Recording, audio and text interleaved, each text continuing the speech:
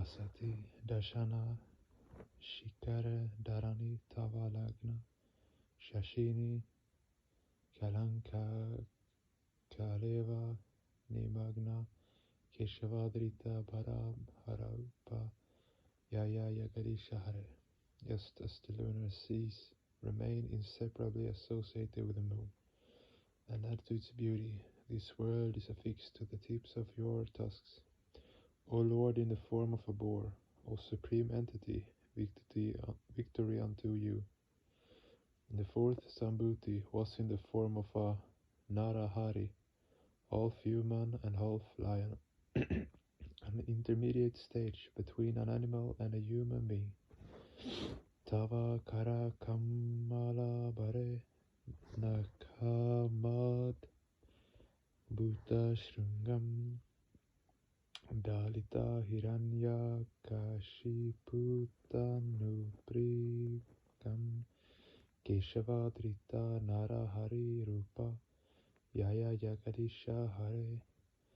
With the sharp claws of your exquisite lotus-like hands, you pierced the body of the demon Hiranyakashipu and ripped it to pieces, O Lord, in the form of Narahari. O Supreme Entity, victory unto you. Narahari literally means man and animal combined. Then came an undeveloped human, a Vamana, dwarf. Shalayasi Vikramane Balmi Madhu Tavamana Pada Naka Nira Yanita Yana Pavana Keshavadrita Vamana Rupa Yaya Yagadisha Hare. O strange dwarf, earth, heaven and hell all become hallowed by the sacred water that has washed your feet. You outwitted King Bali when you, a dwarf, took those 3 gigantic steps. O Lord, in the form of a dwarf, O Supreme Entity, victory unto you. The more developed human beings evolved, who were called Brigupati, Kshatriya Rudi Ramaye Yagada Pagata Papam Snapayasi Payasi Shamita Bhavatapam Keshavadrita Brigupati Rupa Yaya Yagadisha Hare. You drenched the world with the blood of the warriors, and thus removed all the sins of the earth, and eradicated the afflictions of the world. O Lord, in the form of Parasurama, Abrigupati, O Supreme Entity, victory unto you. In a later age, developed human beings emerged who were not only physically developed, but also mentally evolved. Rama represents these developed human beings. Age after age, this evolution continued. Vitarasi Dikshurane Dikpati Kamaniyam Dashamu Kamauli Balim Ramaniyam Keshavadrita Rama Sharira Yaya Yagarisha Hare. You distributed splendid offerings, the 10 heads of Ravana, and thereby satisfied the desires of the presiding deities of all 10 directions of the world. O Lord, in the form of Rama, O Supreme Entity, victory unto you. Then humans developed further. They evolved methods of agriculture. They established an orderly family life. They learned how to build houses.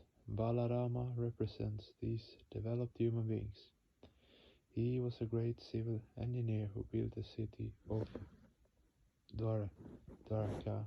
The old capital of Sri Krishna was in Mathura.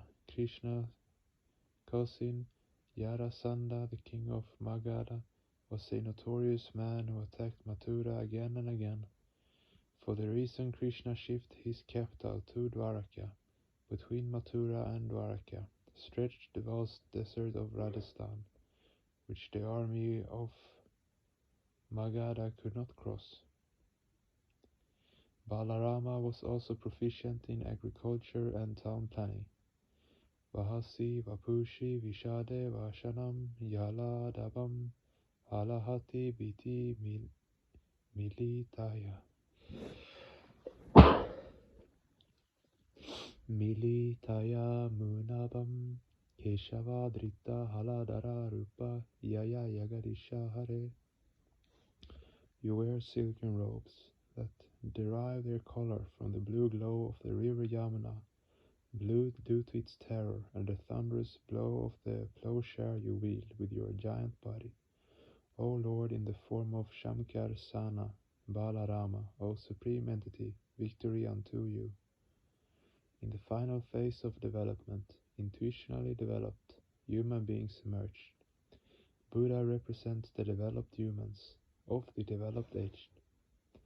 Nindasi Jayana Videra Haha Shruti Jana Jatam Sadaya Ridaya Darshita Pashugatam Keshava Drita Buddha Sharira Yaya Yagadisha Hare.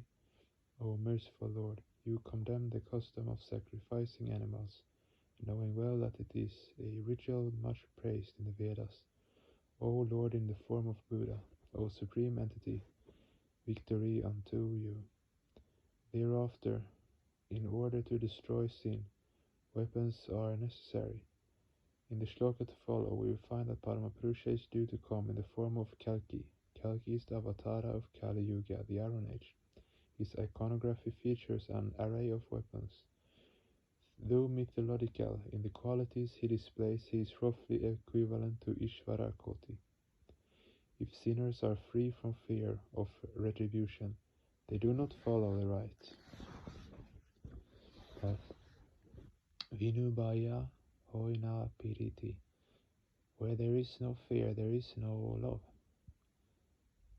Megha nivaha nidane kalayasi karavaram Duma ketumiva kimapi karalam Keshavadrita kalki sharira Yaya Yagadisha Hare. You wielded your dreadful sword, blazing like a comet in the destruction of the unrighteous. O Lord, in the form of Kalki, O Supreme Entity, victory unto you. In Ishvara Koti we find the abundant expression of the power of Paramapurusha.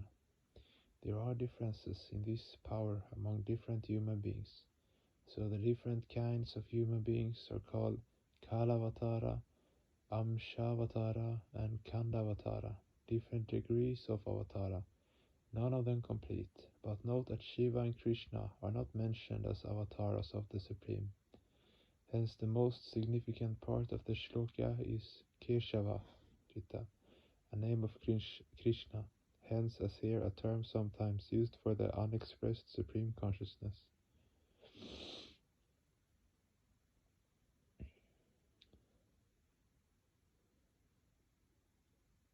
Keshava came in these forms, which implies that Keshava himself is not one of this sequence of avatars. Shiva and Krishna are Mahasambhutis. They came to earth to correct the disorder among the other Sambhutis. Mahasambhuti signifies an unlimited flow of intellect, wisdom and learning. There cannot be any comparison between Sambhuti and Mahasambhuti. By evolving new systems and new ideas and ideals, and through scolding and punishment, these Mahasambhutis created a new world. About 7,000 years ago, Sadashiva came onto the earth, and about 3,500 years ago after that, Lord Krishna appeared as another Mahasambhuti. When the Supreme Entity appears as Mahasambhuti, he is not regarded as an avatar, rather he is called Taraka Brahma.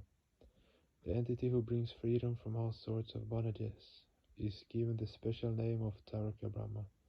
All the superstitions, inequities, and defective social customs that have arisen in the last 3,500 years and which are impeding human progress will be dispelled with his coming. July 1967, DMC, Delhi.